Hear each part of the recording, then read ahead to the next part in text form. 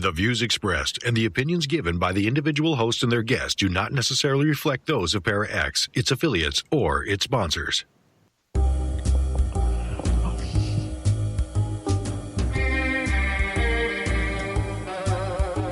Step outside of your comfort zone.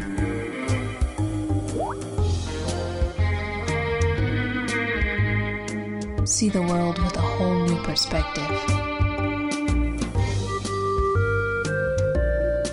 Join us and experience the unexplained on the Paranormal View. And welcome, everybody, right here to the Paranormal View on the ParaX Radio Network. I want to thank everybody for being with us tonight. Those listening in the chat room and those listening from around the world, we appreciate each and every one of you. I might have kind of started just a second too early right there, but we got everything else in. So tonight we got some great guests we'll be talking with here in just a little bit. And we have, if you have questions tonight, you can private chat them to either Ceiling Cat or myself, and we will get those answered for you. If you're listening from somewhere around the world, you can still send us questions if you'd like to theparanormalview@gmail.com, and we will get those answered for you. And if you'd like to come over and listen in the chat room, it's at the Paranormal View. I'm sorry. It's at ParaXRadioNetwork.com and click on the Chat Now button. So you'll be in with all these wonderful people then, and you'll be able to interact with us also. Jeff is not with us tonight. He is working at a new job, so probably a few Saturdays here and there he will not be able to be with us. But as soon as he can, he'll be back here with us. And until then, we always have Barbara Duncan. Yep, I'm in here. All right. And we got a couple of great guests tonight. Yes, we do. You know, that sound might be us talking and the microphone picking us up, sending it back. I could be what very that well be. is. Yeah. Yeah. Okay. Why don't you go ahead and introduce our guests? Okay, I'll do that. Tonight we have returning guests with us, Brian and Terri Seech. They are with the Center for Unexplained Events. And that group investigates and researches everything under the unexplained umbrella, from UFOs and aliens to ghosts and cryptids and all kinds of strange phenomena, including light anomalies. They're a research group dedicated to the investigation and documentation of paranormal phenomena within western Pennsylvania and the adjacent portions of Ohio, West Virginia, and Maryland. Their mission is to explore all anomalous phenomena, and that's not limited to just UFOs and cryptids, ghostly phenomena, and other events of high strangeness. And this is very interesting. You're also a no-kill group, which goals is to find enough evidence through non-invasive means, and I love that concept. Thank you very much, and welcome, Brian Seech and Terri Seech. Thanks for having us. Yeah, thanks for having us. All right, no problem. Glad you can come with us. It's been a little while since we've had you on before, and we was talking, I think, a lot about Bigfoot at that particular time also. Yeah. Yeah, we met you at the, I believe it was the, at Hillview Manor when there was a convention there. We talked to you before. Yes, that was probably where it was at. Let's see here. Let me try this. All right. So does that, have you gone to then see, to say, like the Mothman Festival? And Yes. have you investigated that? Well, Terry and I have been there, probably, I think I've been there 5 times. I think you've been there 4. You were there once less than me. We were last there, I think, on the 50th anniversary. I believe that was 2 years ago. We will be back there this year. And I will be speaking there this year. Okay. both of y'all are using the microphone that's on the laptop, right? Yes. Okay. It'll only pick up one talking at a time, so don't both try to say something because it'll garble everything up. That's the way laptop mics are. And I know Barbara had a whole bunch of stuff that she was wanting to know. And we was talking a little bit off the air. You do a lot of Bigfoot research. Where are some of the areas that you have been out researching and looking for Bigfoot? Yeah, we mainly research in Pennsylvania. We also do a lot of our research right across the border. We live in Beaver County, Pennsylvania. The county adjacent to us is Columbiana County, Ohio. There's a state park there called Beaver Creek State Park. We've done a lot of research there. We actually sponsored a Bigfoot Day down at the Pioneer Village in Beaver Creek State Park a couple years ago, 2 years ago. But the majority of our research still is, Pennsylvania, Westmoreland, up in Newcastle and Butler counties in Pennsylvania. Now that's heavily wooded area, right? Yes.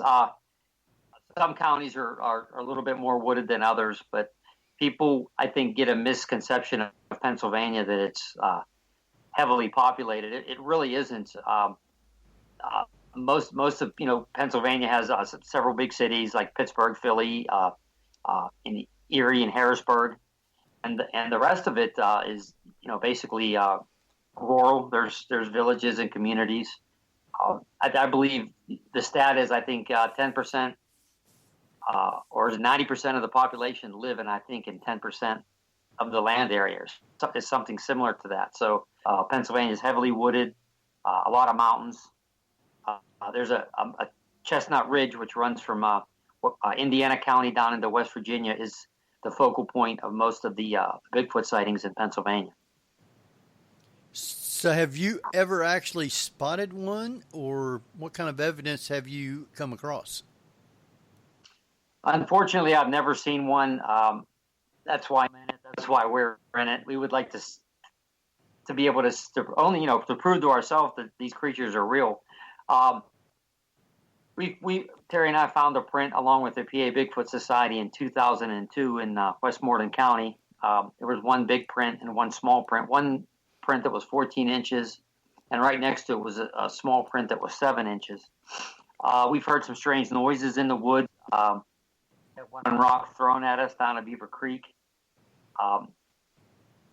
We've been uncomfortable several times in the woods, but as far as any sightings, unfortunately, that has eluded us.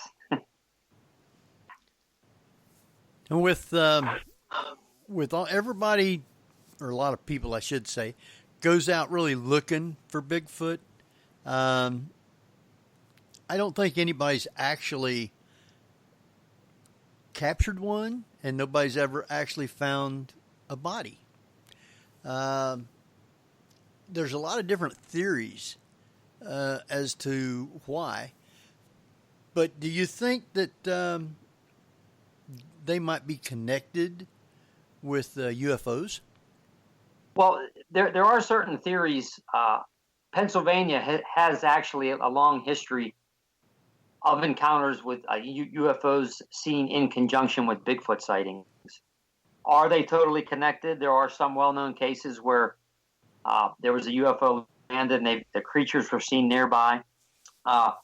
Some people think that they may just, they may be interdimensional. They can somehow phase between dimensions. Maybe they're just an animal like a bear. A lot of different theories until somebody actually finds one dead or captures one, and we don't advocate killing one by any means. Only then will you be able to prove, its actual existence. Well, I don't think they've ever even come across bones of one, have they? To the best of our knowledge, no one has come across any Bigfoot bones. Now, it's kind of a caveat with that is we don't know what's in the Smithsonian Institution. There's always been rumors that there's some skeletons and some things there, actually even skeletons of giants that they even have that they just don't bring public. So, but to the best of my knowledge, there's never been any bones of a Bigfoot that's found or it's been found and spoken about publicly, I should say. It's interesting that you bring that up because you're the first researchers, I think I've heard of the cryptos anyway, that have brought up the Smithsonian Institute and its collections. Because I know that there are Native American tales, especially in the Northeast, about giants that lived in caves up there. Yes, there have been. And they have found bones of giants, or what they assume to be giants, but they seem to scoop them away and hide them. For some reason, for some unknown reason, you can go back and look at old newspaper articles and you can see, bodies of giants found, and all of a sudden, the Smithsonian will come in and they're gone. I mean, where did they go? Did they just, put them in their vault, in the Smithsonian or wherever else they may keep them? It almost seems as for some reason there's kind of like a cover up of giants, and I really can't see why. Interesting. How far back are you researching this?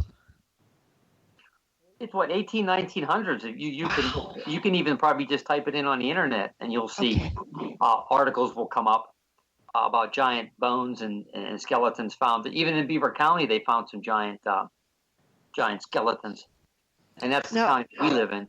So those are humanoid, so they couldn't be mistaken for Bigfoot bones, could they? Well, most of them, they are human, but they're just of gigantic size. 8, 9, 10 foot tall. Wow. Okay. And you say they kind of like put them out of sight to where they don't want to talk about it, they don't want people to know about it? Yeah, they go missing for some reason, right? Yeah, they don't want to publicly display them. They don't want to publicly talk about them. I guess it has something to do with the history of, they don't want to change history. They want to keep the status quo. That's wild. Oh, you're up in Pukwudgie country too, aren't you? I'm sorry, can you repeat that? You're up in Pukwudgie country too, aren't you? Pukwudgies, yeah. Well, yeah, we've heard of the legend of the Pukwudgies, the little creatures.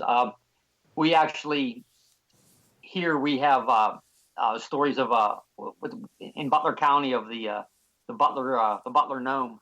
There's actually even a picture of it on the if you type in Butler gnome, you'll see a picture. We've actually talked to the gentleman whose property that's on. It's up in Butler County, and if you look on 2 photographs, there looks like there is what you would consider a small gnome. It had a little hat on. It was taken from a deer cam. 2 pictures, and we really did try to get on that property and research it, but we weren't allowed to get on there, at least for now. We're still going to try to get up there and try to do some research on it, but I know my wife Terry researches a lot on the gnomes and the little people. If this is the first I've heard of it, can you describe it a little bit more, what you know?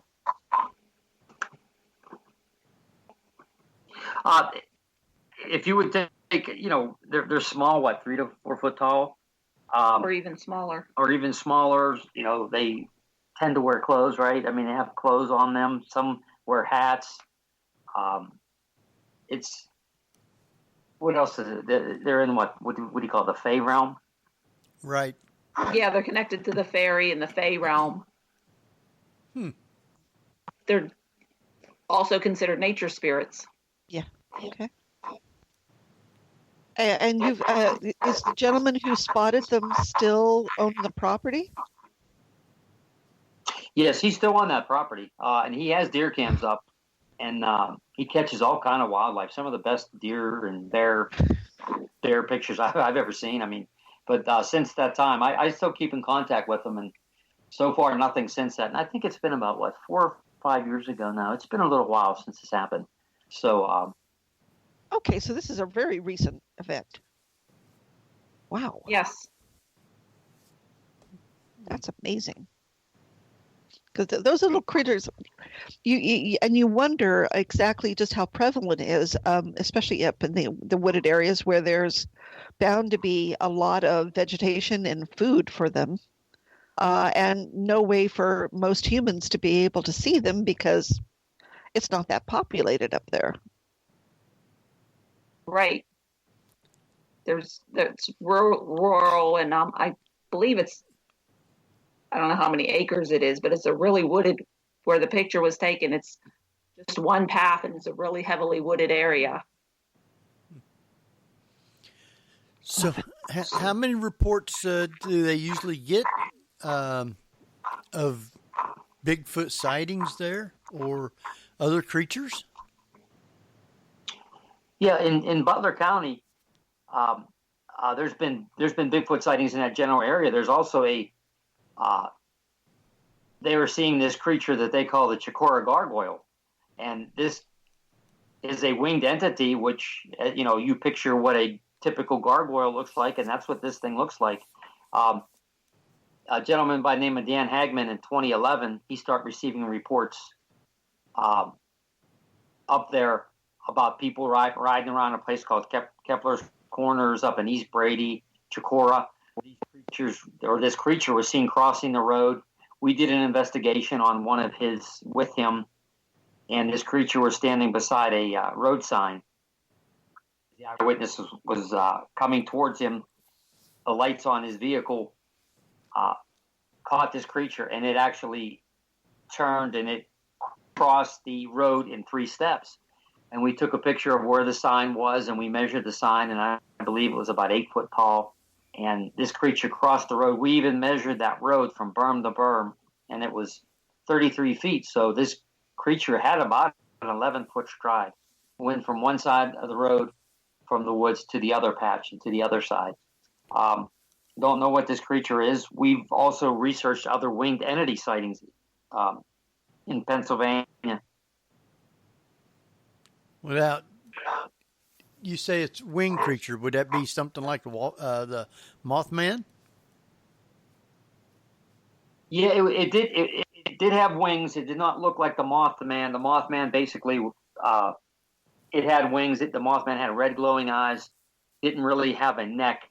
The head went right down on its body. This thing had a neck. It had a head that looked like it was an aerodynamic bicycle helmet. It was grayish. It had wings that wrapped around its body. And the interesting thing is this creature and another creature that was seen in Allentown in 93, they had legs that were bent backwards. And when it walked, they said it almost looked like a chicken, which was kind of weird. And when we first saw the drawing in 2011, I got goosebumps down my arm. I'm like, I saw this picture before, a drawing.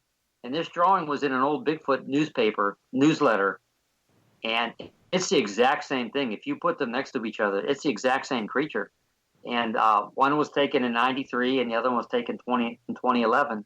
And I'm trying to remember the distance between Allentown and Chikora would probably be maybe 100 miles.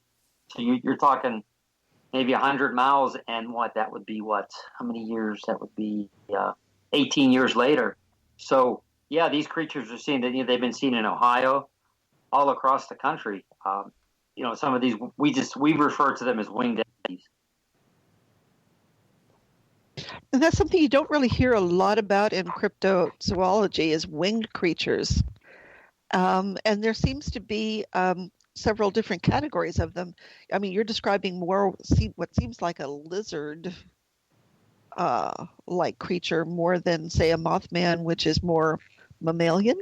Does that sound right? I don't know about lizard-like, bat-like, giant bat-like. They are, some people have mistaken them for people until they got up close and they saw the wings. It's like a humanoid body, but with giant wrapping around them. Pennsylvania has other winged, animals that we call thunderbirds. We actually, 2 weeks ago, we received a report in the Independence Township area, which isn't too far. How far would you say it's from us? Maybe 6-7 miles, maybe something like that. Okay. Yeah. And the lady said that she was driving and she saw this huge bird. It was really weird the way it flapped its wings in slow motion. She said it was bigger than any bird she ever saw, and when she drew it, it almost looked like, I hate to say it almost looked like a pterodactyl from the dinosaur age.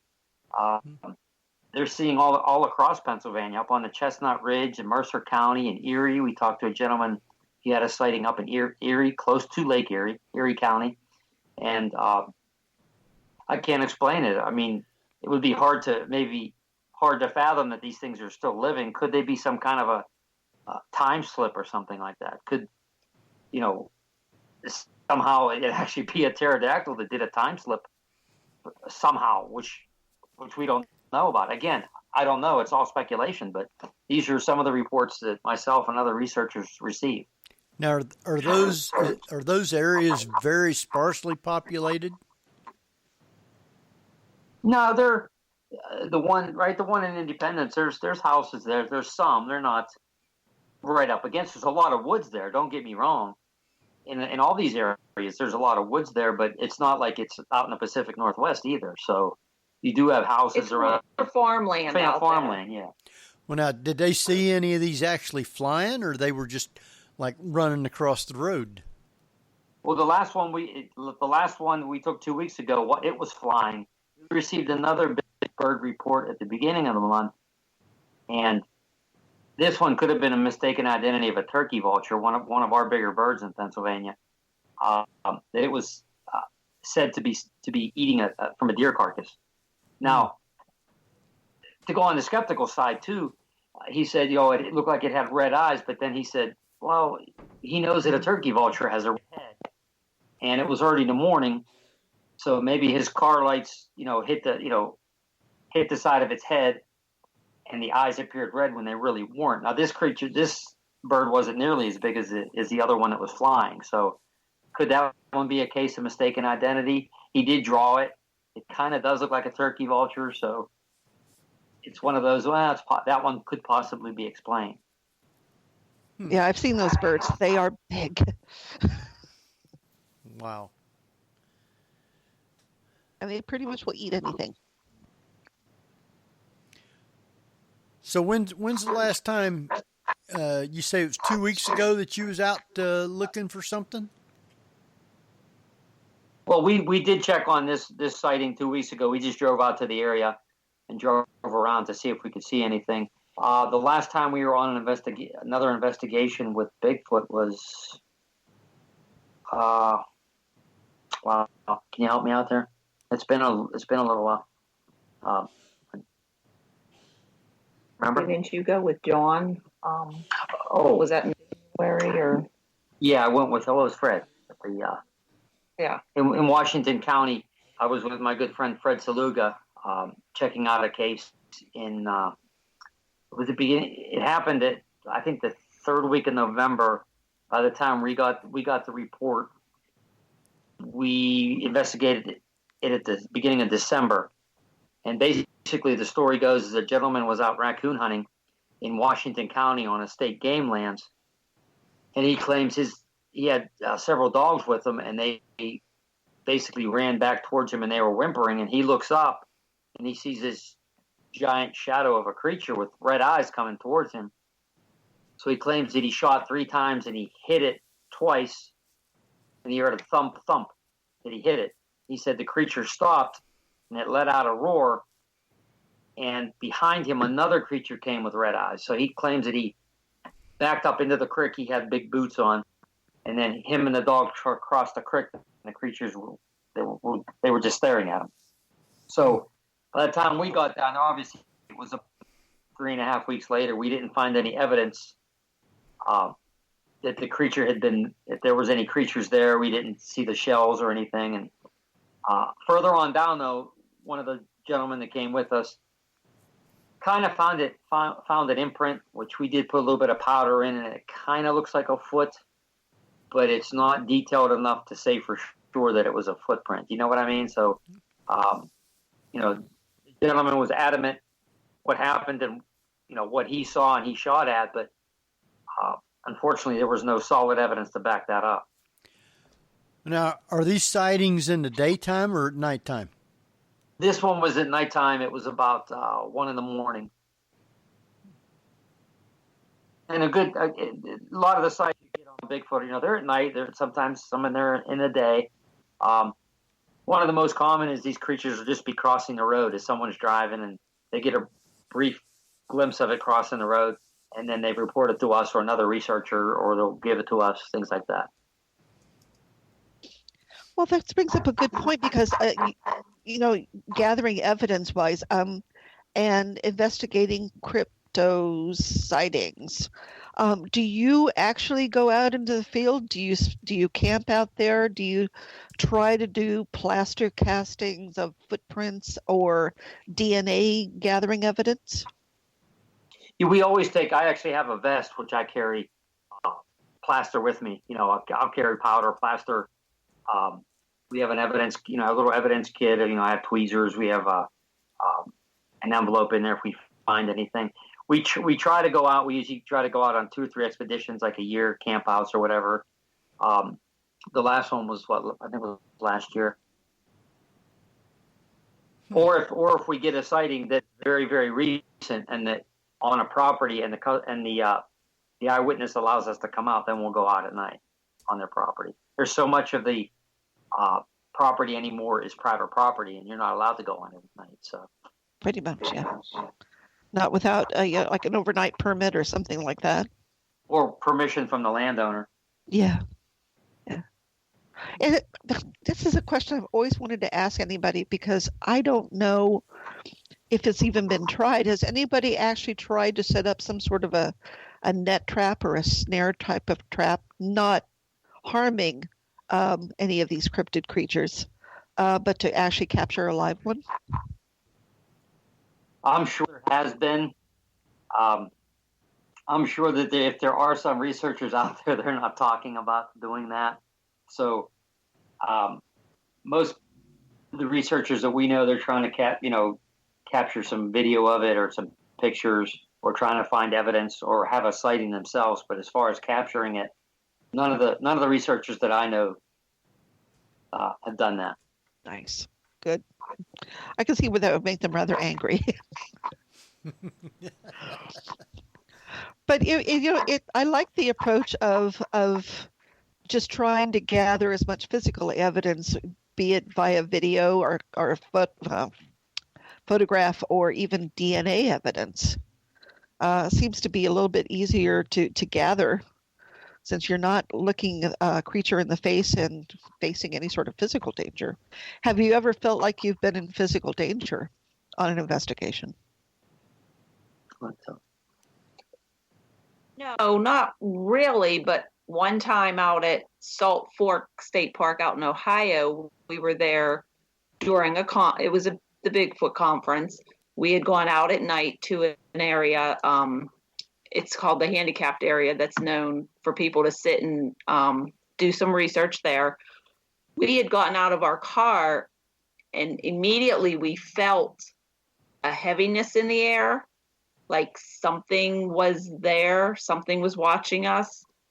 And there was 3 of us and we all felt it at the same time. As we walked towards the shelter where the rest of our group was, we had asked them about it and everybody said yes. It just, everybody felt it at the same time.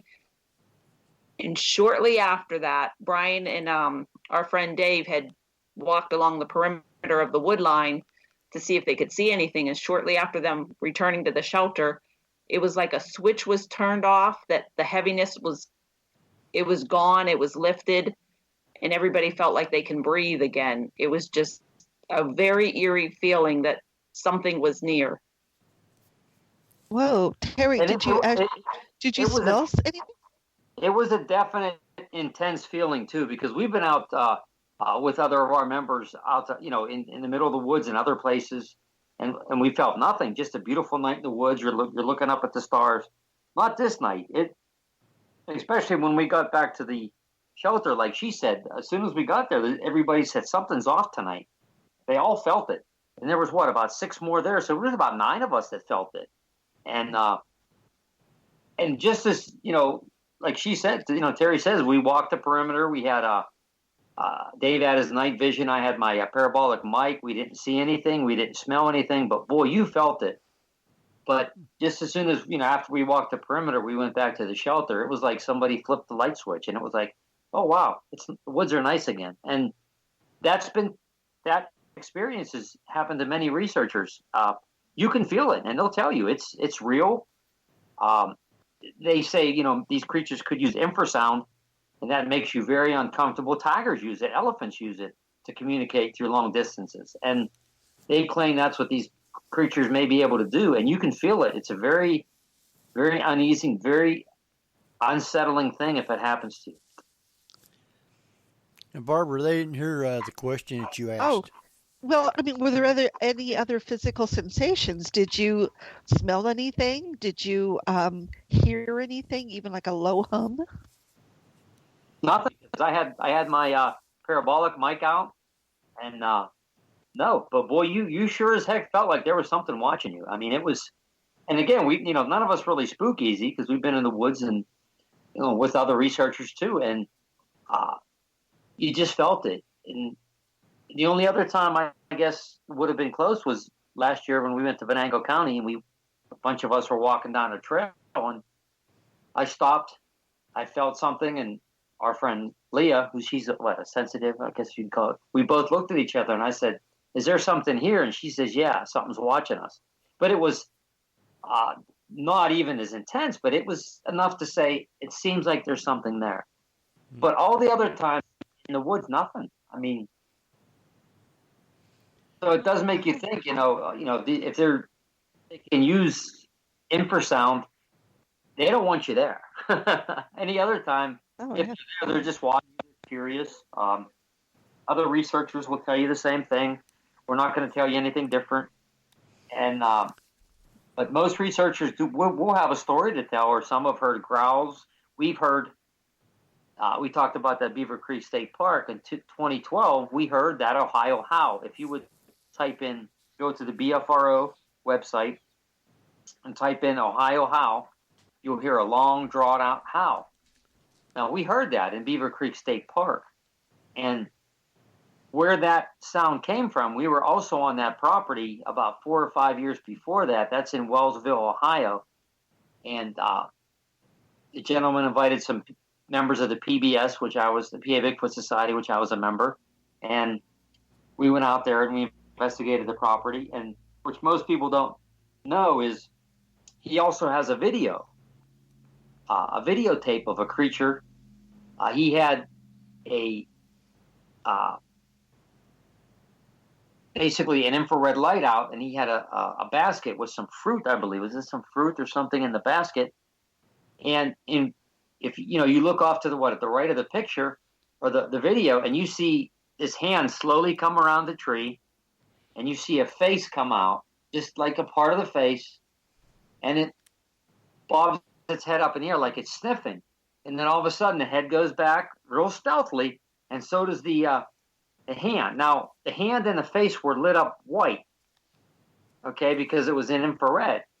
And boy, it almost seemed like that wasn't, that was a real animal. It wasn't somebody in a mask or something, especially the way it moved, real fluid and real stealthy. And it wasn't out there long, and it just went back in. And that's where the original Ohio howl came from. So we have not been back since. We've been getting the urge to contact this gentleman again and go back and see if there's anything happening on the property.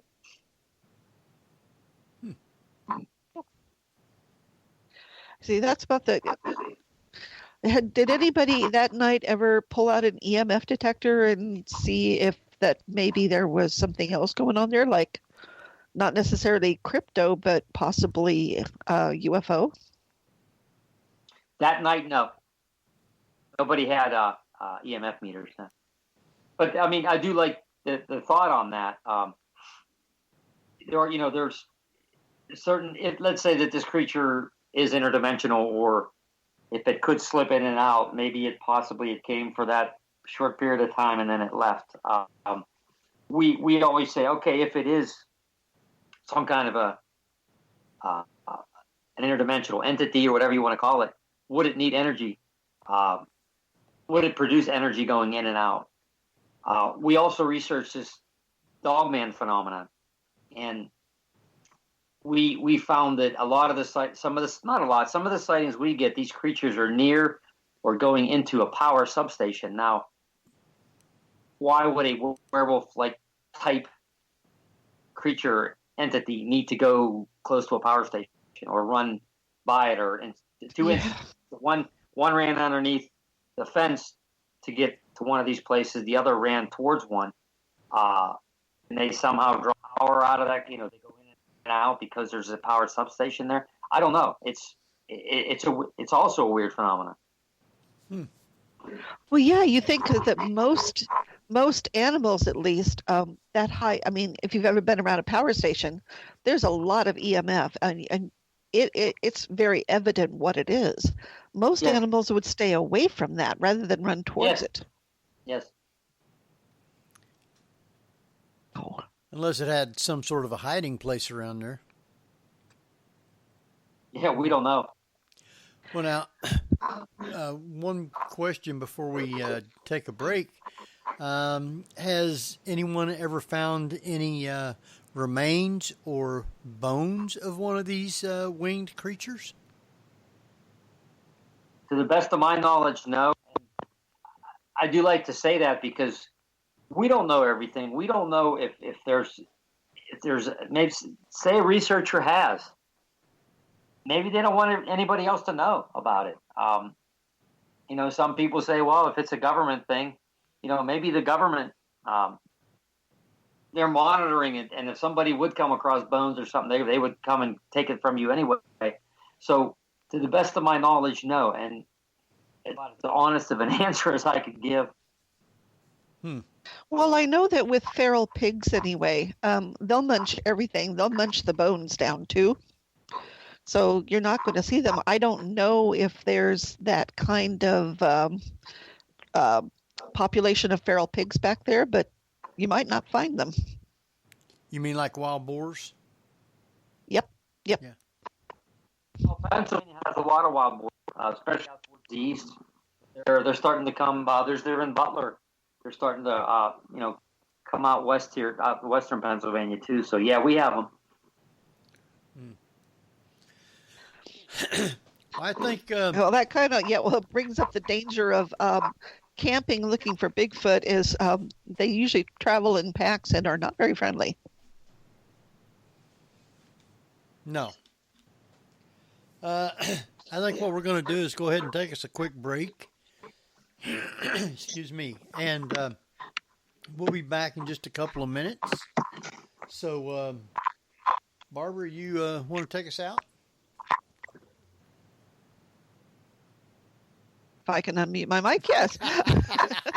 Folks, you're listening to the Paranormal View here on ParaX Radio with our guest tonight, Brian and Terri Seech. And we will be right back after a few messages. Whether you're listening at home, at work, or anywhere, thanks for making ParaX part of your day. Your source for everything paranormal, ParaX. And welcome back, everybody, right here to the Paranormal View on the ParaX Radio Network. I want to thank everybody for being with us tonight, those in the chat room and those from around the world. We appreciate it. And speaking of those from around the world, Barbara, where do we have listeners at tonight? Henry, they're coming in tonight from the United States, the United Kingdom, Canada, Belgium, and Singapore. All right. Excuse me. Wow. We want to welcome back Brian and Terri Seech. You guys still with us, right? Yeah, we're here. Yeah, we're. All right, we're glad you're still hanging around and one of them Bigfoots didn't get you.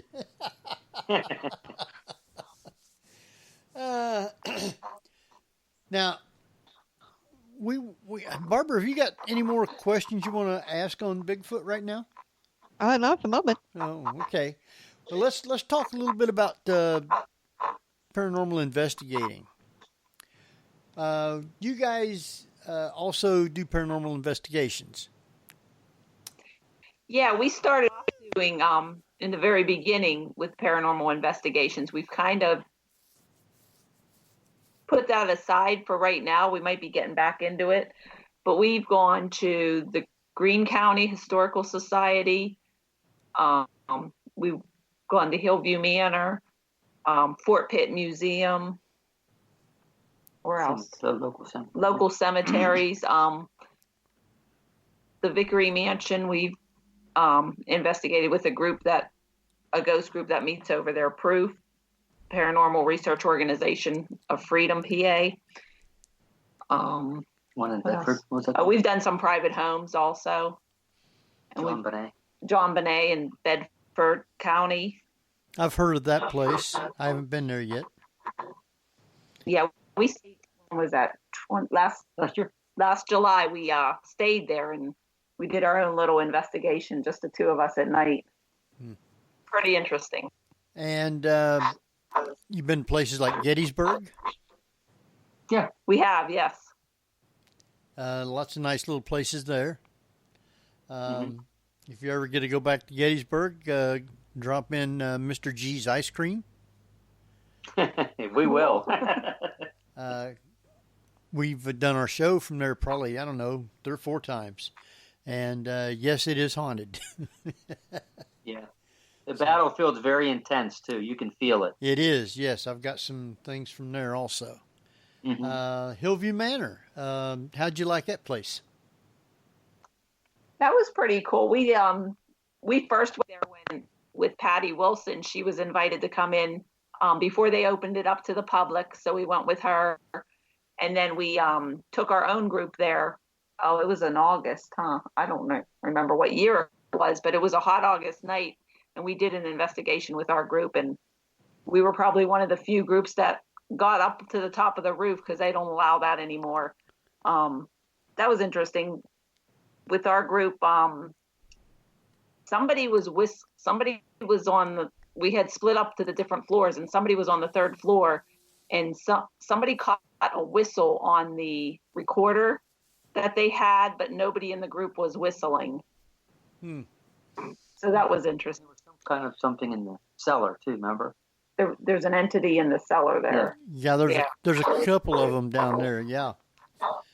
I know, excuse me, on the, I think it's the 3rd floor where the caretaker's apartment was.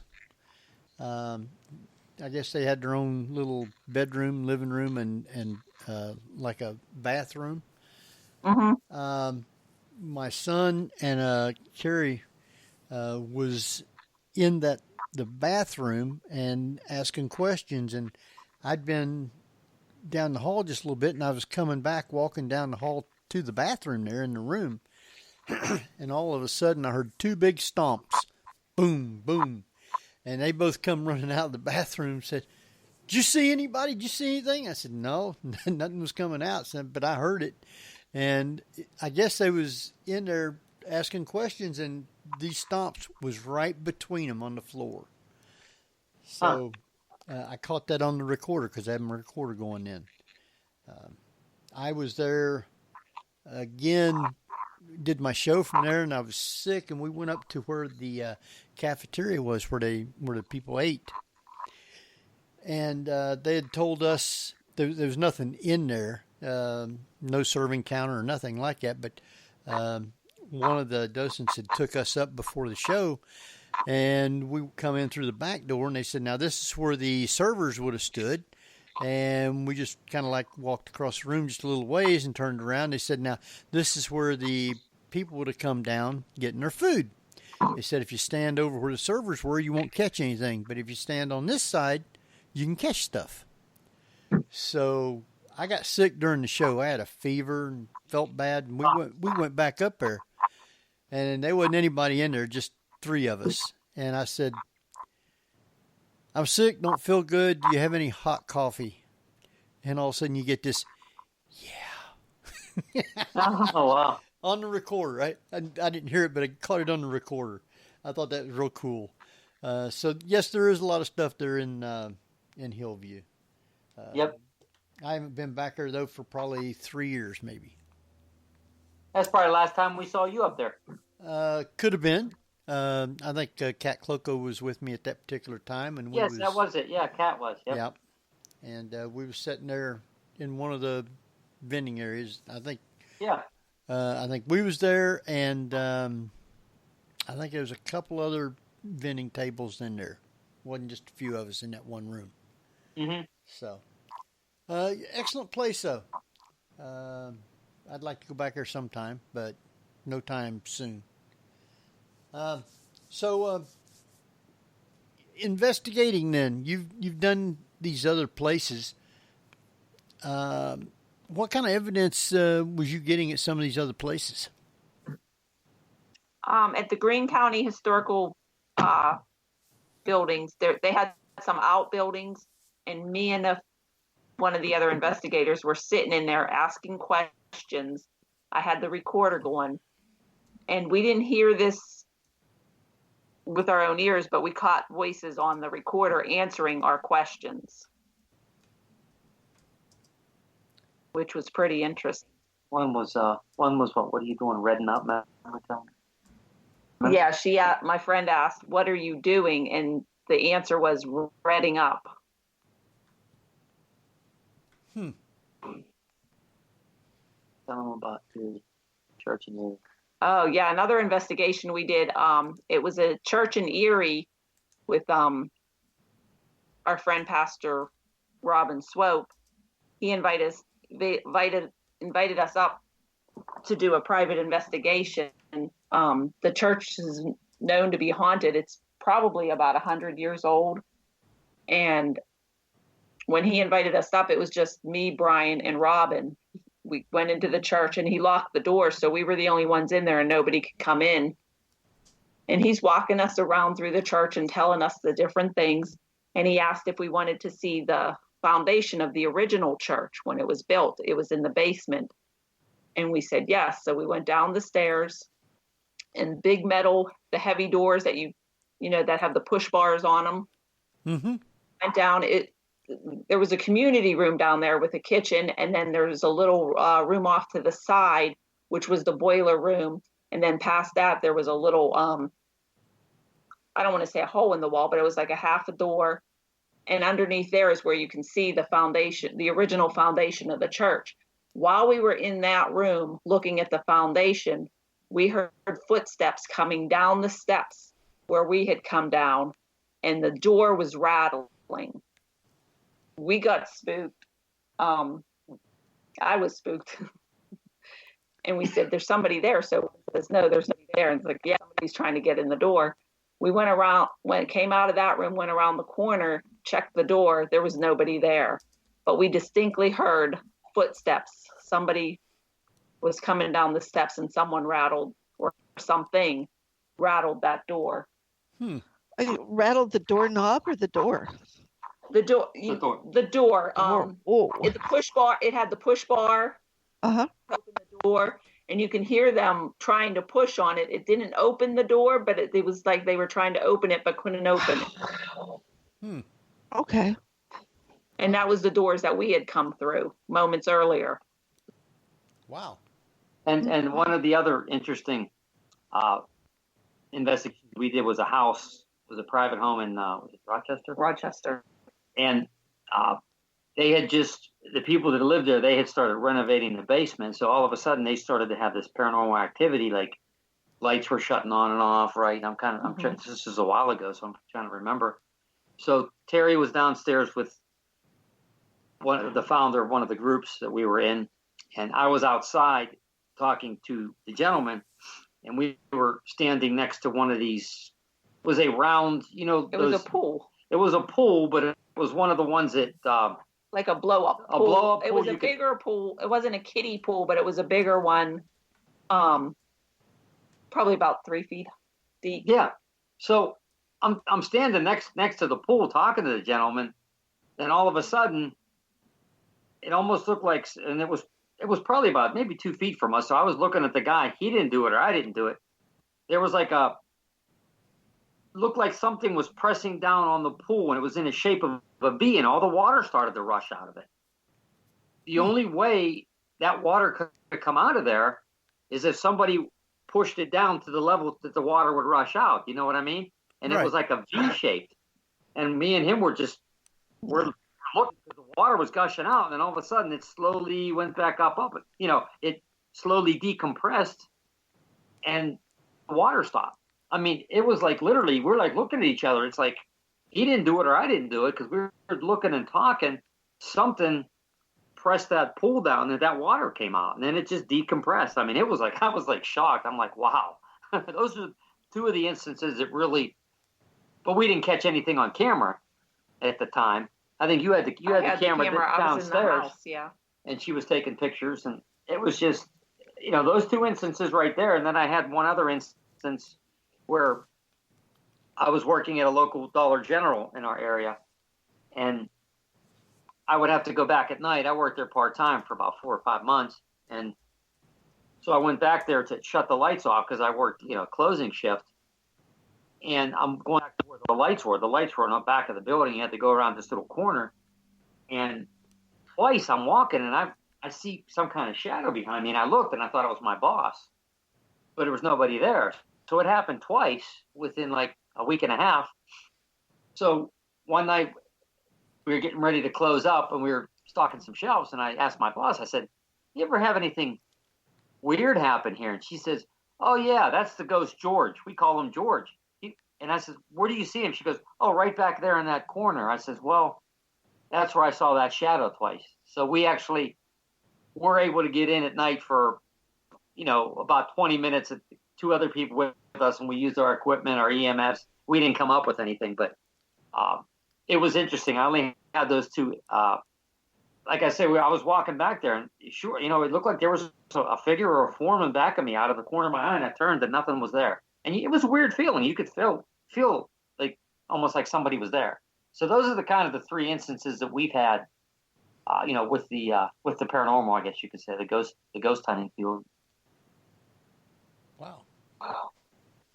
That's a lot more than most people have, because usually it's never that physical. Yeah. It's amazing. That pool one really gets me. Yeah.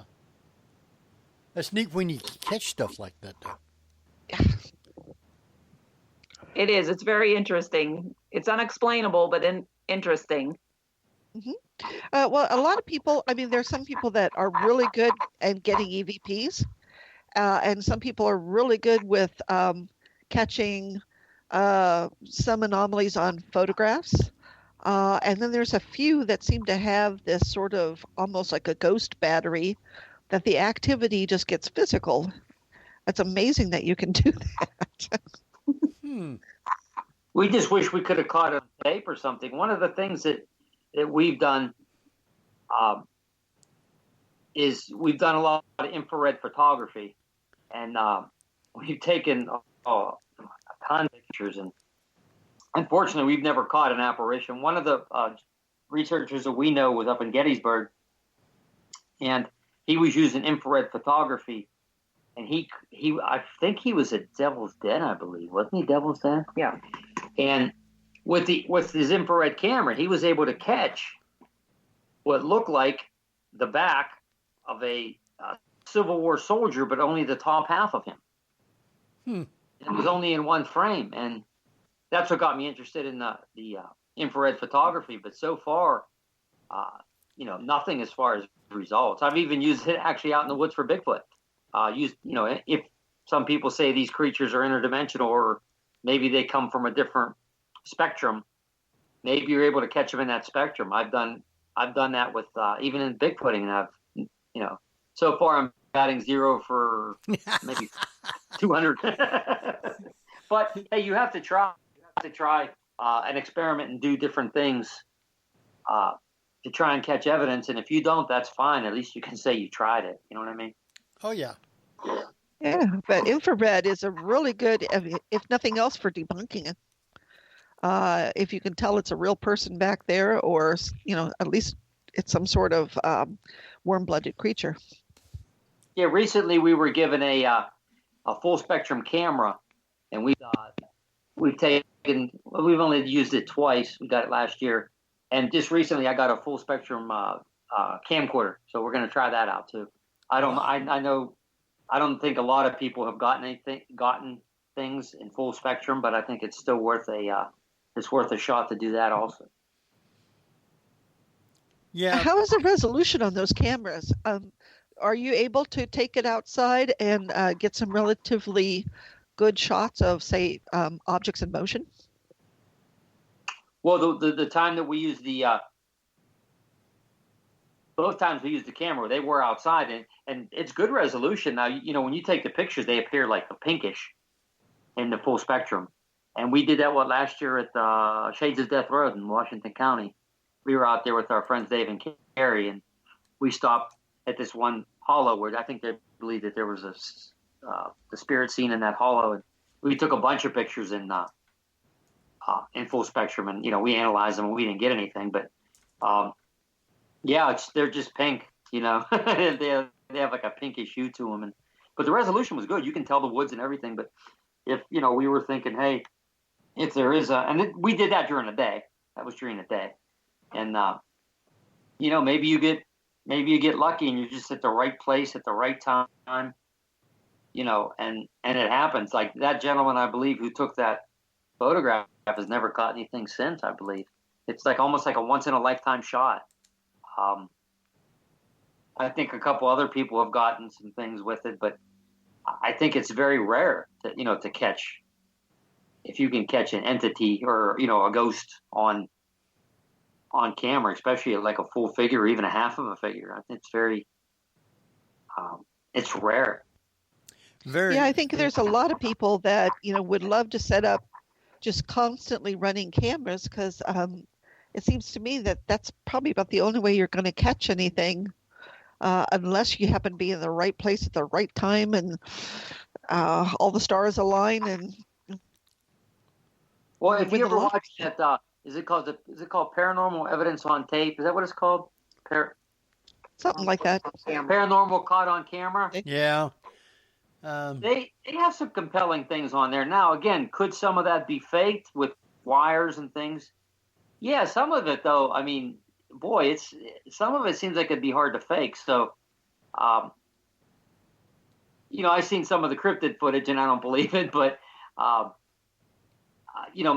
maybe you get lucky. I mean, with all the people with cameras and with the different settings you have, and and with the surveillance cameras now, they're all over the place. I think people are starting to get lucky. Now, this is also after thousands and thousands of hours of those cameras being there. That's what people got to realize. And you might get lucky. If there is an entity, you might catch something. I mean, I'm pretty impressed with the show. Actually, I don't know what your guys' opinion on that is.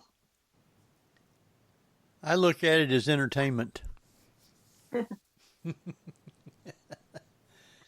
Yeah, it's kind of that way. Is that with most TV shows, with most videos even, unless you know the person and know their reputation, it's really hard these days not to think that something's been altered. Yeah. When it comes to footage.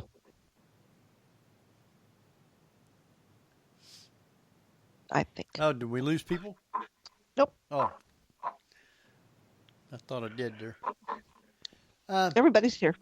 Well, it's very hard, I think, to actually capture something with a camera. I mean, I've seen pictures that was taken that is probably authentic. And I'm all the time, like when I go to Gettysburg, I'm all the time taking pictures out on the battlefield and never have caught anything. I know people does catch stuff like of soldiers and stuff like that. Now, I take that back. I did catch something on the battlefield. It was a drizzly rain, and I'd stopped.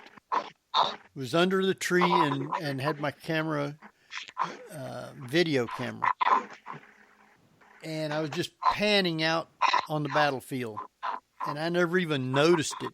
But when I went back and was looking at it, standing out by one of the picket fences way out on the battlefield, you can see a soldier out there, and you can see his cape that was on and pulled back, and you could see the red on the inside of the cape. Wow. Whether I don't think that it was real because it was early in the morning, and I don't think it was going to be having any kind of parade or anything out there on the battlefield in it drizzling rain, and he was the only person there. So if I just accidentally happened to catch something, that's great. But I have, like I say, I never even seen it when I was panning with the camera. So I don't know, but it is there. You can see it. So that's interesting. Yeah, and if you look on my Facebook page at my photos, I believe I've got that up on there somewhere. So yeah, I'm gonna have to check that out. I'm interested in seeing that. Yeah, that's what I'm interested in the ghost phenomena for, is the actual pictorial evidence or video evidence. Mm-hmm. It's kind of ironic. Out of everything we research, ghosts are the thing I believe in the most. Okay, but it also would ultimately be the hardest to ever prove. True. And I think most people do either believe in ghosts, or they know somebody who's seen a ghost, or it's it's still the most popular, I believe. But at least with the cryptids, conceivably, if Bigfoot exists, someone's going to find one, dead or alive, and you're going to have proof. If we're being visited by UFOs and extraterrestrials, and one could land and come out and talk to you. I mean, basically, you could prove that. Or if one crashes, allegedly one did in Roswell in 1947. Everybody knows that story. So you could technically prove that also. So, but the ghost, I don't know how you could ever really prove that there's a ghost. And again, I'm going against what I'm even saying is I believe it, that the ghost, ghosts are there. I believe in that phenomena the most, but it's also the hardest thing to do to ever prove. Right. And the most evidence that I get is through EVPs. Yes.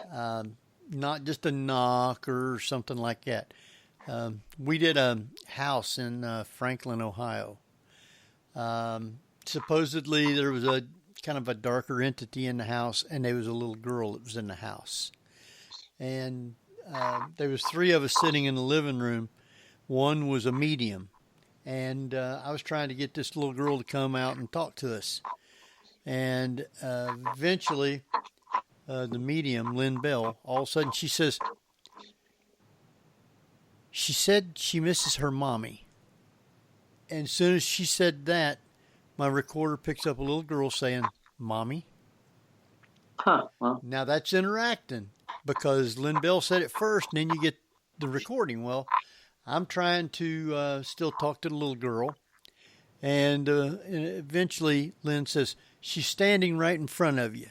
I said, "Oh." So I'm trying to talk to her, and I'm getting my camera out because I'm going to try and take a picture of her. And Mark, who's the other one that was there, said, "Honey, can Henry take your picture?" And my recorder picks this little girl up saying, "I'm smiling." Now, a little bit later, I'm still trying to talk, and Lynn says she's not up here anymore. That darker entity has come into the room, and she don't like it, and she's in the back. My recorder picks up the little girl again saying, "Hiding." Wow. Now, that is interaction. And it wasn't none of us sitting there saying stuff like that. Yeah. So it's got to be a spirit somewhere or another, some way. And it was intelligent because it was answering, just communicating to the questions and stuff that we were saying. So yep. I like, that's probably the most reaction that I've had with a spirit like that. other than getting them to say yes or something like that. So I think that's pretty interesting. And then sometimes I guess you can pick up a disembodied voice that you just pick up a spirit saying something. And you ever been to the Bell Nursing Home? To where? Bell Nursing Home. It was in Kim Bolton, Ohio. No. Okay. We were there, me and Kat, and we was down in the day room part, and we were just talking. And all of a sudden, the recorder picks up a little girl saying, or a kid, it sounds like a little girl, said, "Please wake up." And that was the only thing it picked up. We don't know whether somebody died, she was trying to get him to wake up, or whether she was wanting to go home and had fell asleep and she's trying to get him to wake up. Don't know. That was the only reaction that we had from it. And nobody wasn't even asking questions there about it. So it just popped up.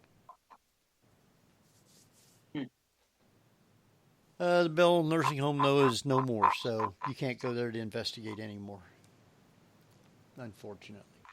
Barbara? I figured you probably got a bunch of questions. Well, I'm trying to sort through what they're talking about because you guys are talking about some, stuff that I haven't heard before, which is really interesting. Especially, my mind keeps going back to the cryptos.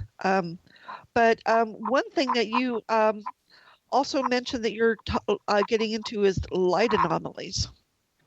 And I want to touch on that because I find it fascinating because it's not quite UFO, but probably UFO, right? No, well, possibly, but not necessarily. We kind of don't know how to explain this. We'll kind of throw like the backstory out on it, right? And then you can read. You want to read this first? You want me to do the backstory on it?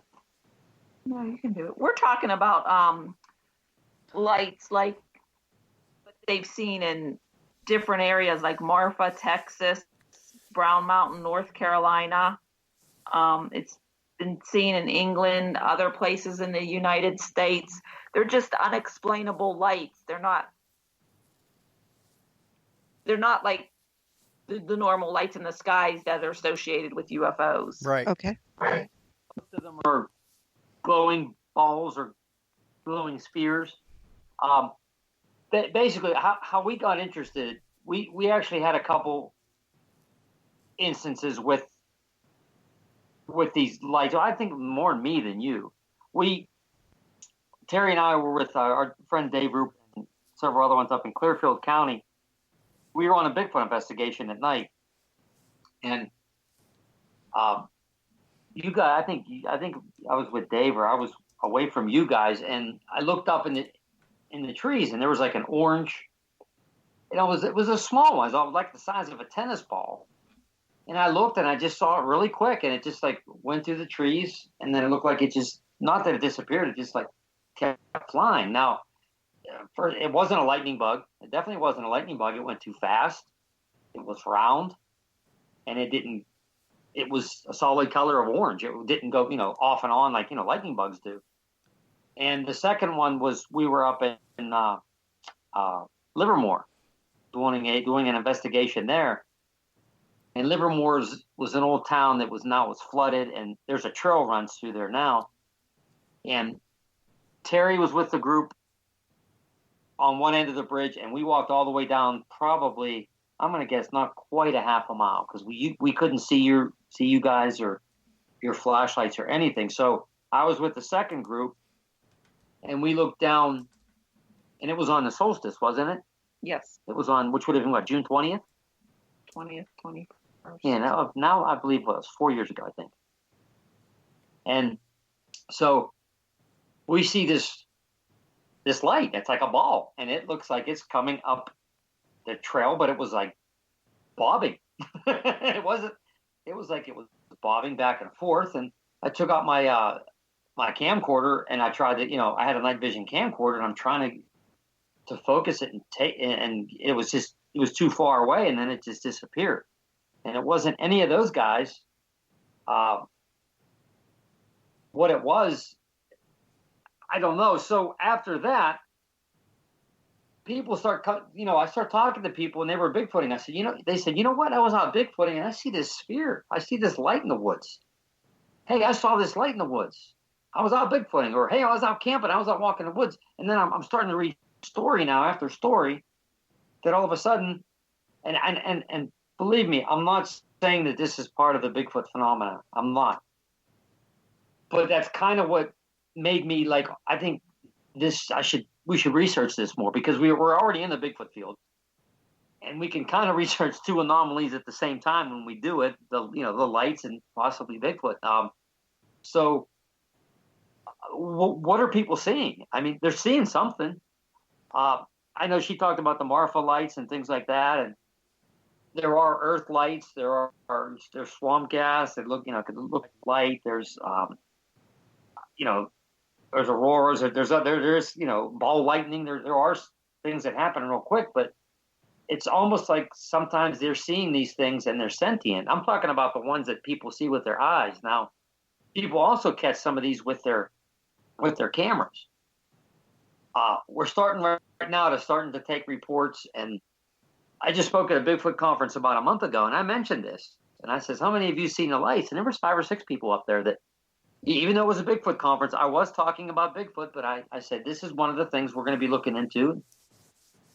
Some people reporting that when they're out Bigfooting, or they're out camping, or they're out hiking at night, or just enjoying, out in their backyard, and they're seeing these white spheres, or sometimes they're different colors. They're orange, or they're blue, but they're seem to be mainly white.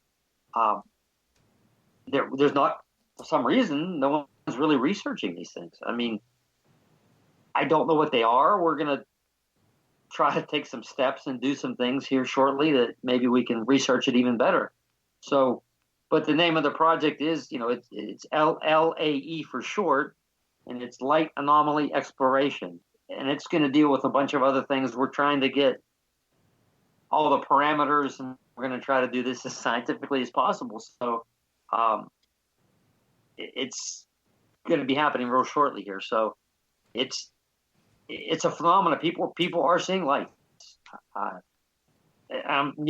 Maybe even in your chat room, if anybody there has seen any of these lights, please contact us, because we'd like to get your report on it and start to get a database of these, seeing if they're seen at certain times, certain conditions, certain atmospheric, certain space. Does it have anything to do with space weather? If we can get exact dates, we can go back and look, and try to maybe get some data on this to maybe present to somebody. There was one south of Wilmington, North Carolina, a little place called Mako.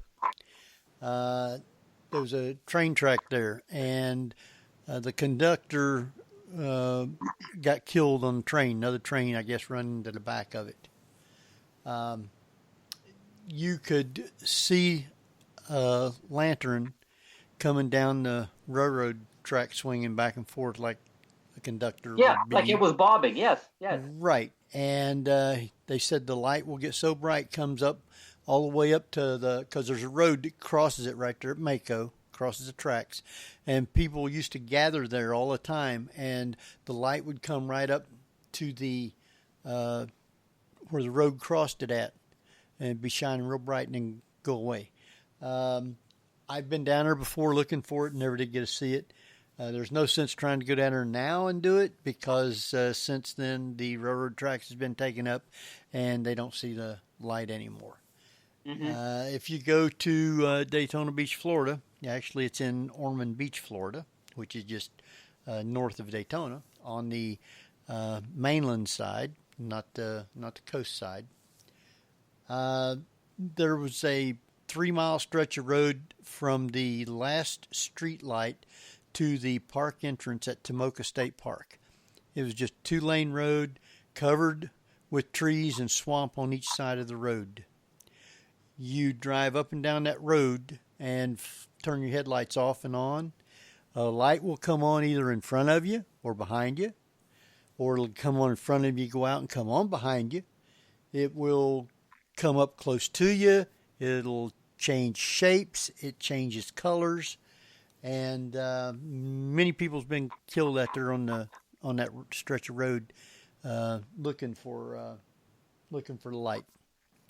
They don't know what it is. My grandma, my uncle and them took my grandma out there, and she was like a holy roller from Kentucky. And when they seen it, she told them, do not go back out there anymore. That it was the devil. So you know how that goes. But yes, I've been out there many times, and yes, I've seen it. And yes, it'll go out, come up close behind you. It'll go out, come on in front of you. So it's not a scary thing. From what I understand, because it's been years since I've been there, that the area is kind of built up, so I'm not sure whether you still see the light down there or not. But it's called the Tomoka State Park light, and you can they got stuff on it on the internet about it. Well, how do you spell that? Tomoka. I believe it's TOMOKA.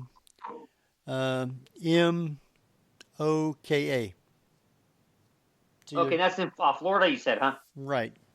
Okay, yeah, I'm going to look that up. Thank you. Yeah, so that's the only two that I know of about lights like that. Mm-hmm. But it seems to me that there's a good thing to research. There's not. I know in ufology, there's it goes back to the Foo Fighters in World War II, where they were luminous spheres. The Americans and the Germans both thought it was one another. The pilots saw them. It goes back into history. I actually got a book, Lightning. It's called Lightning, Auroras, Nocturnal Lights, and Other Luminous Phenomena by William R. Corliss. And it talks about someone seeing this light in the 1800s. I'd have to pull the story up. But the gentleman was riding his carriage, and one was like right along the fence line and hopped to the other side, and then it just disappeared. But it was a ball of light.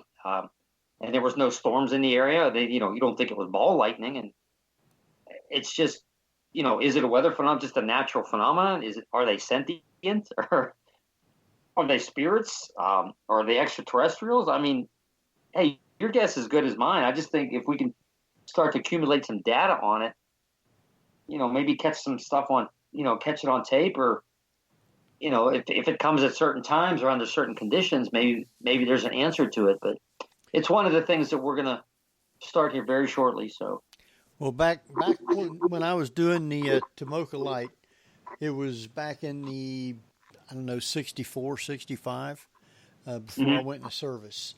So back then you didn't have all types of equipment that you have nowadays to be able to go and research stuff like that. So it seems to me that there's an awful lot of UFO phenomenon now. I believe it's in the Southwest, where they're seeing circles of these lights, not just one. So it's obviously not a weather balloon. And they seem to be evenly spaced apart, but they're circles. They're not bright, flashy lights. It's a constant glow. Mm-hmm. So that's kind of more what you're talking about, right? It's a constant light, not a blinking light. Yeah, they're constant. Yeah, the ones that we've read about or seen or heard, there is like a solid sphere of light. They're not flickering. They're just one color, and they're on until they either disappear or they fly out of sight. And it's just we're kind of like in a nice position because we're already doing the Bigfoot research, and we know a lot of the research, and we're starting to get reports that maybe the reports wouldn't come out to anybody else. That we're starting to get, and people are coming to us and saying, hey, I never told anybody because I'm a Bigfoot researcher, but I saw these lights. And, they weren't out there looking for lights. They were out there looking for Bigfoot, or they were camping, or they were doing whatever. They weren't out looking for lights, and they seen these things. And I think once we start getting it, we're probably going to be surprised by the amount of sightings that there actually are. Oh, you bring up a really good point. And that is, I'm not sure a lot of Bigfoot researchers would, when they see these lights, even report it to MUFON. Do you think? Well, we're former MUFON members. We haven't been actually involved in MUFON for probably 4 or 5 years, right? We have our good friend Fred Saluga who's in MUFON, and we could probably have him help us with some of that. The ones that, like, you know, that we talk to people about, and they're actually in the woods, and they're seen in the woods, and you know, I'm starting to read some articles in newspaper magazines and stuff too, that hey, there was this strange light in the woods, and then it disappeared, or went in the woods and it disappeared. I just don't know.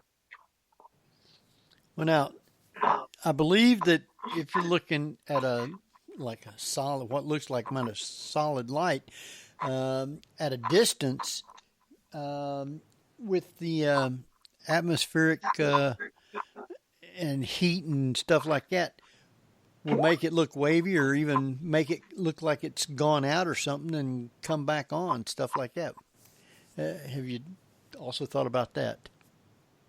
Yeah, this is one of the reasons that I got this one book, is I'm starting to look at it, and I'm trying to research like atmospheric phenomena, and are there conditions, you know, is it because of, you know, maybe the heat, or there's a lot of conditions that can spawn some of this. I'm definitely, that's a definite, but there's still others that they seem to defy, or some people have seen them. It's almost like they come around them, like they're observing them or watching them or even playing with them, and then they disappear.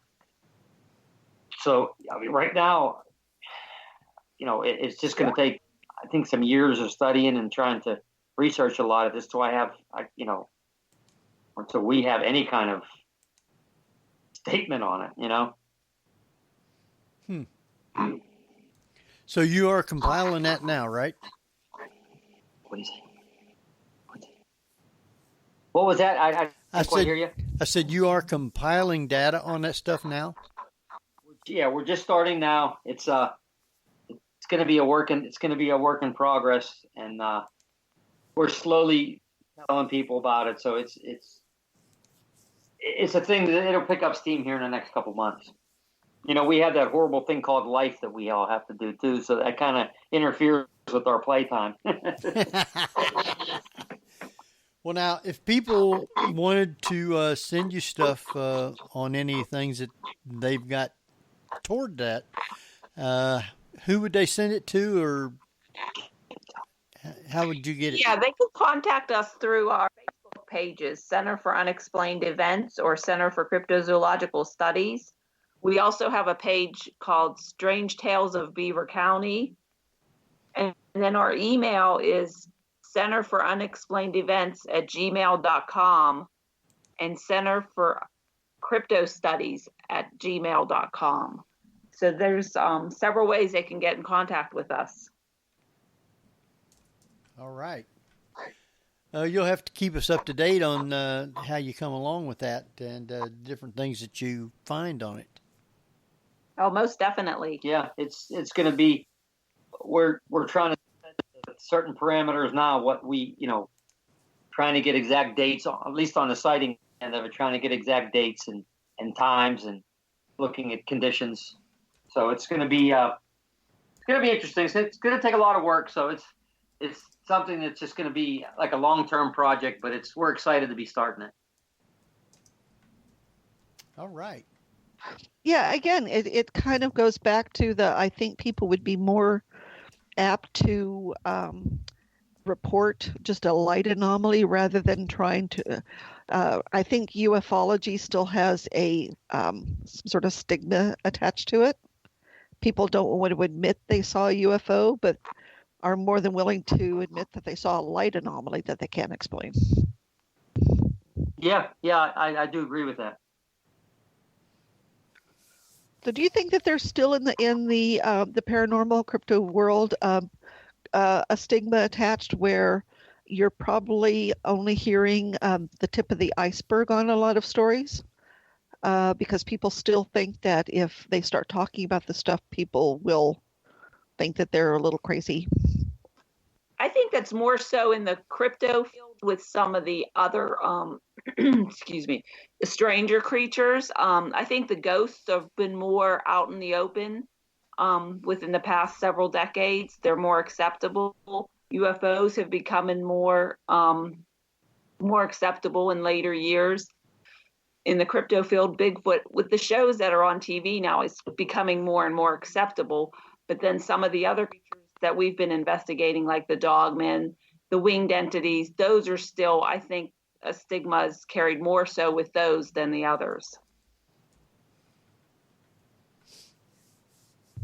Yeah, if you had to put in like a pyramid form, and we were talking about this earlier about what's provable, what's probably provable, etc.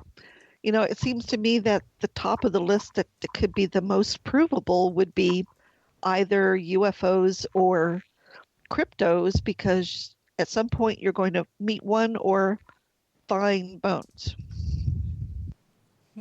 Yes, I agree with you. I mean, you can actually, produce a specimen, or, if you ever do have alien contact from UFO that comes down or anything, yeah, there's your proof. So ghosts, again, to me, one of the most believable out of all of them. I just don't know if you could scientifically ever prove that a ghost exists. I mean, I believe me, I wish we could. I'm sure there are people out there that are maybe doing some certain experiments using equipment that maybe they can, and I think any of those three, if they were ever proven, that's pretty huge to science, in my opinion. So I have to ask you. We may not meant to be to find these. As human beings, we might need mystery in our life. We might need this. The boogeyman in the woods, or these things in the sky. Maybe our psyche needs that. Maybe we need something, in a world getting smaller with technology, we may need this still in our lives.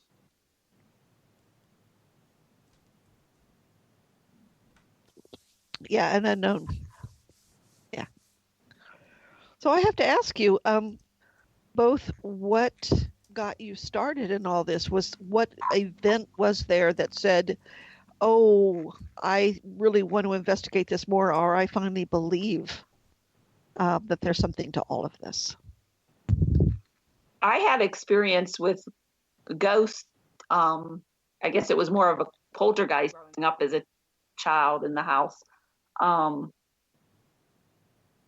would be getting ready for school and do my ironing downstairs and leave, my stuff on the ironing board until morning. And I'd go downstairs and things would disappear and then they'd reappear. Maybe days or a week later, I've heard footsteps in the house when I was babysitting my brother and sister. They'd be in bed sleeping. My parents were out and something was walking in the hallway, but nobody else was in the house and they were sleeping. And then I also was interested in the In Search of series that was on TV in the 70s. Oh, yeah. And that's what got me interested. I found everything like that fascinating. Wow. Did you ever go back and research the house that you lived in as a child to see if there was anything there? Sort of like no, a forensic? My mother still lives there. Oh. I don't think she'd want me to do that. We can do it, though, if you want. Yeah, I don't think she'd let us. Yeah, there's a lot of people that doesn't want people to come to actually investigate because they're afraid that they might actually find something. Yeah. Yeah, for me, I grew up, in the 70s, and I grew up watching the UFOs, monster movies. I was just enthralled with all of it. And I would buy, there was, in the 70s was very big for UFO magazines. There was UFO Report, Official UFO. There were the documentaries, like on Bigfoot was Legend of Boggy Creek. And the one that really got me was Mysterious Monsters with Peter Graves in 1976. And I was interested in UFO phenomena before, but that really got me with the cryptids was Bigfoot. Was that show? They had Bigfoot, the Yeti, and the Abominable Snowman. And one of the scarier parts was the lady it was in California. The lady was sitting on her couch, hears something on the porch, and this big arm comes through the window, and then that hooked me. I'm like, I was scared and like intrigued at the same time, and I'm like, wow, this, as a kid, it's like this could be a monster, a real monster, instead of a Hollywood monster, like I grew up watching, and just been hooked ever since. I just wanted to know more. I think the funniest thing about the whole Peter Graves and Mysterious Monster was his brother, James Arness, played the Thing. The Thing, yeah. Still the original, still a classic. And I like the first remake, too, with Kurt Russell. I could talk sci-fi movies with you and horror movies all day, believe me. As my wife knows, as we get ready to go see Avengers Endgame next week and then Godzilla at the end of next month. Wow. Yeah. Growing up, I was always afraid of anything dealing with ghosts or anything like that. You couldn't get me. If somebody said that place is haunted, you couldn't get me in 100 feet of it. I just, I was always afraid because my mom and grandma and them come from Kentucky in a old spooky looking place, and they was always talking about they called them haints, and you couldn't get me to go down there to those places. Ain't no way in the world. So how did I end up being into the paranormal? I don't know. My wife was watching Ghost Hunters and begged me to come watch it with her. So I went one time and watched it with her, and they had, I guess it was a new piece of equipment called the K2 meter, and they would be asking questions, and all of a sudden these lights would light up, and I thought, wow, if that works and they're really communicating with a spirit, that might be pretty interesting. Still was scared, but that might be pretty interesting. So I started looking to see if they had some chapter around here of ghost hunters, and they didn't. But I found a place in Kentucky called Kentucky. I forget what it was called, but anyway, they had a chat room, which is what this is right here, Para X, and I got into it, and every night I started being in there after work, man, because people would be in there talking about different things and playing live shows and everything. I got hooked on it, and Dave and him finally asked me, said, how would you like to have a show? I said, who, me? I don't know nothing about that stuff. Anyway, they talked me into it, and I've been here ever since. And so I like going to different places and investigate, and I'm still scared, though. So I'm more scared of the living. Yeah, well, true. No kidding. We talk a lot about different types of equipment in the paranormal, but Bigfoot hunting and cryptozoology investigations, what are the primary tools and equipment that you take with you? Because I have never gone crypto investigations. I've done paranormal, but what do you take with you on an investigation when you're out in the field? Well, we use night vision because we're out at night looking, especially for Bigfoot. We have a parabolic mic, which amplifies this. Which you point in a direction. It's a directional. You can hear. It brings sound up so you can hear it. We use a thermal, which they also use in ghost hunting. We just got a thermal a couple years ago, and a tape recorder in case we hear anything. I try to tape it. The thermal is interesting. We just got one several years ago. We still have the little one that hooks to your phone, the Thermal Seek, but this was a bigger one. And unfortunately, we actually used it on a lot of the ghost investigations now, and so far nothing. No. Going back to the ghosts is when we went back up to the church in Erie with our friend who's a sensitive, and she claims she can see the spirits. When we were in the actual church,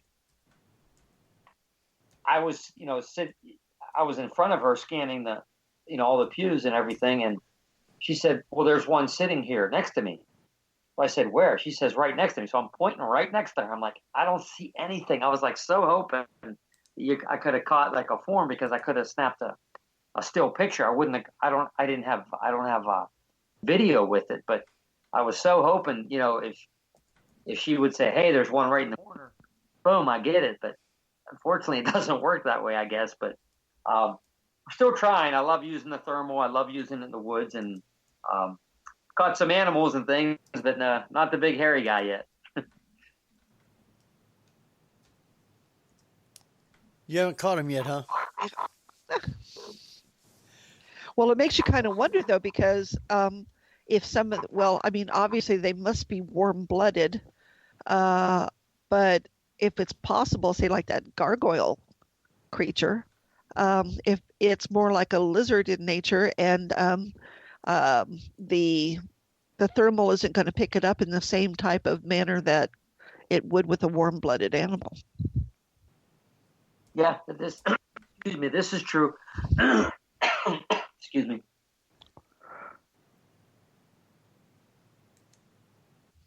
I'm not sure what you do. Yeah, I didn't catch it either. Yeah. What's that? He said that's true. Yeah, I'm just not sure what else you could use in situations along those lines, right? I mean, it's possible that even with UFOs, we're convinced that they must be, carbon-based mammals like us, which warm-blooded, and they may not be. Wow. Yeah, could be different races of aliens too, and you don't know what they are. Yeah, depending on what planet or what universe they're from, what they could be made out of something totally foreign to us. Yeah, I mean, Star Trek got it sort of right that silicon would be the next life form or type of basis for life form, and it probably won't show up in a meter the same way. Yeah, we may not have an instrument that's even conceived yet to pick anything like that up. Which is true, because they're just now developing equipment and stuff for paranormal investigating. Yeah, we just watched a show the other night. It was In Search of Monsters. They were going after the Mothman, and they were using a device called, was it the REMBot? Right? REMBot. REMBot. Yeah. It was a device, and I'm sure you guys have heard about it. And it supposedly generates its own field, but if anything comes in that field, the lights go on. Have you guys used that yet, or know about it? I know about it. I haven't used one. Do you know people that have had success with that? Because that might be on our radar down the road too. I haven't heard anybody say anything about that. Okay. Success or not, yeah. But let's go back to Mothman for a moment. And I don't know how much that you've actually been able to investigate the area around Point Pleasant, especially the, is it a munitions storage area that it supposedly was first sighted in? The TNT area, it's known as. Okay. We've gone down to where they call them the igloos, where they stored the ammunition at. We've been down there and investigated at nighttime. It's a pretty creepy place down there at night. You got to admit. I mean, we didn't find anything. But nothing came. Is that area known for other cryptids other than Mothman? Well, Point Pleasant, they had a lot of UFO sightings down there. Around there, I believe there's been some Bigfoot sightings. I'm trying to think what else. West Virginia's had like the sheep squatch. They've had the Flatwoods monster. They've had a lot of different. I think the Grafton monster was another one in West Virginia. They've had quite a few other cryptids in West Virginia. I'm not sure is exactly right around in Point Pleasant, but it is a weird area. If you ever get a chance to go down there and investigate it, it's definitely worth your time. I haven't been able to get down there yet. Yeah, because it's interesting that, I mean, if you go back to the Mothman lore, that it's seen around times of tragedy, and I find that fascinating in itself, as it seems to be sort of like a harbinger of disasters. But if there's another type of cryptid that does the same thing, and you wonder if it's a cause and effect thing, with, say, like Mothman. Do you think that might have been something trying to warn people? Or it caused it. Yeah, I'm not sure on that. Some people have linked the Mothman to the bridge going down, and others have linked it to it warning of the bridge coming down. Allegedly, there was a winged creature in Chernobyl before the disaster happened. So, could be. Just, I know these other creatures, they were seen all across the world and, the United States and the world, and nothing really bad happened. So maybe it was just that one incident or a couple incidents. But, I think the Irish have the creature called the Banshee, who, forewarner of death. So maybe this could be like a Banshee or type thing. All right. Craig, that's in the chat room, he's from Gettysburg, and he's one that was taking us around and giving us all the history, and he's a great friend. He's also was a co-host here on Paranormal View too. He said that he does have one of those REM pods, and he said they really work good. So you might want to think about that. Yeah, tell him I said thanks. I think we are going to add that to our research equipment here, maybe in a couple months. So I first I heard about it because I don't really keep up with the ghost field as much, and I really should keep up more with I want to keep up with the technology on it is what I really wanted to do. And when I saw it on that show, I looked it up. So it's something that, like I said, it generates its own field, which is very interesting in itself. So that could be something that we use even in this project. Right. So no telling what it'll pick up. Our time's just dwindling right on down, Barbara. I know. So,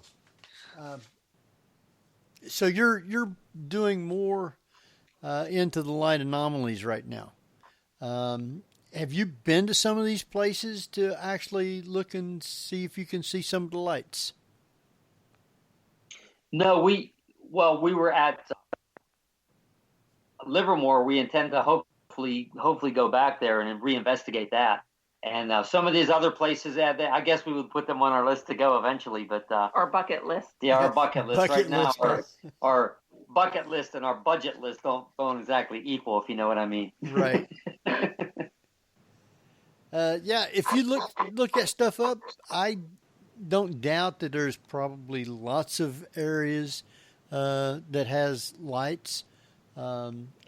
A lot of them, if you find where trains has derailed or had accidents and people got killed, a good possibility you might even see lights from those. And whether it's spirits warning people or letting people know that they're there or something's happened, I have no idea. So maybe you can find something out on your research. Yeah, and that's the thing about it is I think on a lot of stuff that we do, we don't have answers. The old saying is, I think there's a saying out there, I know that I do not know. So I'm pretty good at that. I know that I don't know.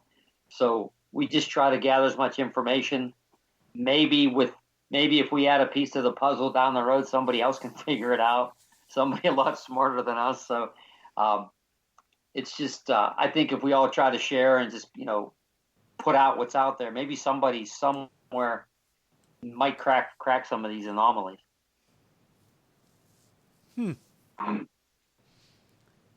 That sounds interesting, though. Well, yeah. I mean, when you stop and think about, there's there might be a tide somewhere down the road that nobody's figured out yet. And if you build up a big enough or thorough enough database, who knows what somebody down the road's going to be able to make of it. I think that's the long run shot of this. Yeah. Maybe we can have some more, encounters ourselves. And although that doesn't prove anything to anybody, sometimes you just need your own self-validation, and don't think there's anything wrong with that. If you spend a lot of time and money, as we have in this field, I think if we can even prove it to ourselves, I'm fine. Right. And, then whenever we ride off into the sunset, then we'll at least know that we tried, and maybe we have a little bit of evidence. Now, you've read some. How much research have you done, like on the Marfa lights and stuff like that, other lights? Well, we're just actually starting that. We compiled. We're starting to compile like areas, and like there's the Brown Mountain Lights, Marfa, Texas, all over the world. I think there's the Min lights. Those are in Korea, I believe. There's the Naga lights in Japan. Right. There are areas around the world that people see these lights regularly at the same spots. So, is it something in the ground? Is it quartz? Is there something special in the ground with maybe there's Geology. A space? What? Geological. Yeah, geological. That maybe at certain times there's a space event, or there's a weather. The weather might have something to do with it, along with the geology. Maybe it all formed together to certain places to form these. Maybe it's an interdimensional thing. Even maybe certain ways of energy or something. These things pop up. I mean, I'm not sure until I learn more about the regular, phenomena too. I don't really want to make any statements, Well, it could be a new atmospheric thing too. I don't know if you're familiar with it. There's a new phenomenon. It's like a purple stretch of like a haze in the sky that weather people have nicknamed Steve. Huh. And it's a relatively new. It's not an aurora borealis. And they're not quite sure what's exciting the molecules in the atmosphere, but it turns out like almost like a long stretch, a long cloud of purple mist, so to speak. But yeah, it's way up. That's one I haven't heard about yet. Yeah, there's fascinating things up there, and you don't know whether or not it's weather change or what. So yeah. Yeah, you got that, and I wonder how much underground streams and stuff would contribute to something like that. Yeah, water is a good conductor of like electricity and things like that. So, hey, again, there may be so many different factors that we could never think of them all. Mm-hmm. So, even the Earth in geology, I don't think we know everything about our planet, and we know what's in everything that's in the oceans. I mean, right. There's just much. I think science sometimes can get very arrogant and think they have all the answers for everything. Right. And maybe that's just the Earth giving a little bit of a pushback, saying, "Oh, wait a minute, you don't know everything." So, right. It is interesting. I don't doubt that crystals and minerals and different things like that also would maybe contribute to having an effect. Yeah.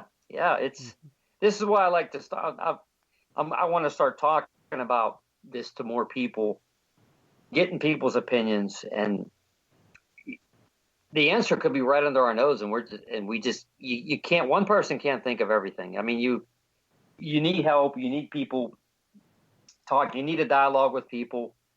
And everything else. Everybody has information that that you don't. You know what I mean? Right. Yeah, I mean, there's we have a magnetic pole shift going on, and you never know what kind of phenomenon that's causing.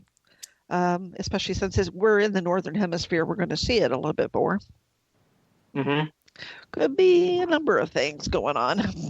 Yeah. So I think they said apparently isn't the magnetic field supposedly changing more and more? Yeah, it's drifting towards, is it away from Siberia or, yeah. Or, yeah, going in the other direction. So you wonder, who knows if that has even something to do with it. Magnetics might. It's just, it's like I said, we're just at the very, very opening of this, and it's going to take just to kind of even kind of scratch the surface with it. It's just right now is actually just the announcement stage of it. So we have so long to go with it, and there's other things that in conjunction with it also. So it's going to be. I think it's going to be a fun ride, though. Yeah. So, Barbara, have you heard of any kind of lights out on the West Coast out there? Not that I'm familiar with. We have enough military bases and rocket launches. It's usually what it is. Yeah, that's true. Wow. Well, sometimes too, you guys have the earthquakes out there, the earthquake lights too, so that happens also. That's very true. There is a phenomenon that of the earthquake halos. Yep. And I think you're starting to get a little bit more of a quake rattles back there as well. Yeah, we are. Some people think that has to do a lot with they're doing a lot of shale drilling and stuff around. Oh, fracking, yeah. Fracking, yeah. And who knows what kind of energy that's releasing. Mm-hmm. You're sitting on top of coal still.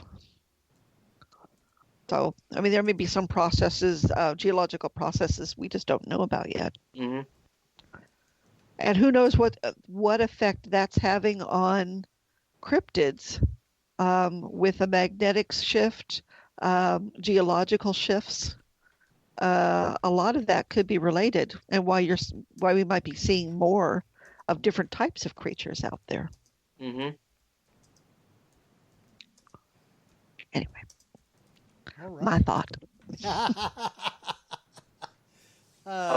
This is when you start to research one area, all of a sudden another area opens up, and then when you look in that area, all of a sudden there's another area. So it's kind of like it's almost like you're in quicksand. Once you get in, you can't get out. Wow. Well, I can see from your Facebook page that's kind of seems like the solution or the reasoning that you've come to as well, which is you can't get into one area without getting into a lot of them. Is that true? I think a good, well-rounded, right? Yeah, I think a lot of it's connected. Is interconnected too, and I think when you only focus on one thing, now I've been told you should specialize or you should focus on one thing. What's the fun in that? I mean, think about it. I'm like, if I focus all my time and energy on one thing, then I'm missing out on all these other things. So even like with the Bigfoot phenomena, we're starting to do a little bit less of that to go into some other areas, light anomaly, like folklore and things like that. We're trying to get into because we collect information on all that. We have a huge library downstairs, and when you focus on one thing, you miss out on so many different things and so many different adventures you can go on. So, I never was the person that wanted to specialize just in one specific thing. All right.